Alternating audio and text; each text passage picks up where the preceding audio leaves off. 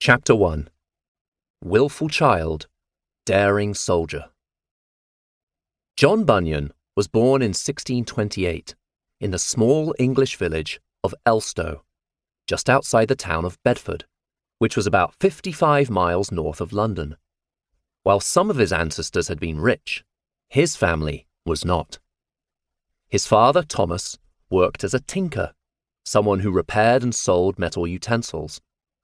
Thomas could not read or write, but sent John to school to learn those skills. After that, John learned his father's trade. We don't know if John was brought up reading the Bible, but he didn't seem to care much about it or about keeping God's commandments. He lied and used bad language, taking God's name in vain. He often had terrible nightmares that scared him and caused him to feel sorry for his sins, but the fear didn't last long, and he went back to his bad habits. In fact, he was a ringleader in his town, encouraging other young people to get into trouble.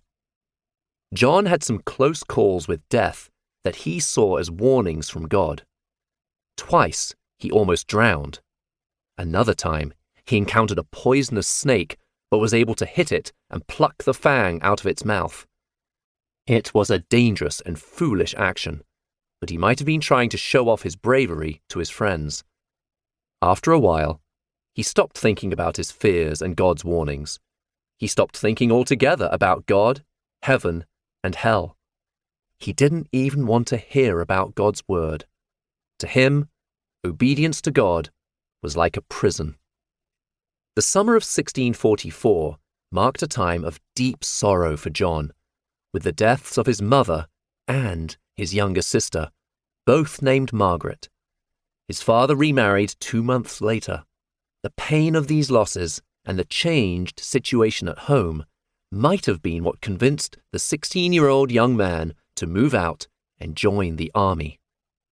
By this time, some long-standing arguments between King Charles I and his Parliament had come to a head.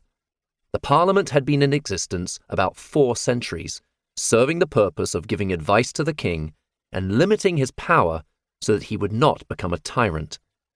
In recent years, however, Charles had made some decisions without consulting Parliament, provoking their resentment.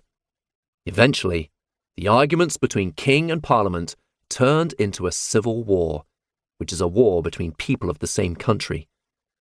Bunyan joined the parliamentary army. We don't know how much he was involved in actual fighting, but he came close to death when an enemy shot a soldier who had taken his place as watchman. Bunyan knew God had allowed him to switch places with that soldier for a reason.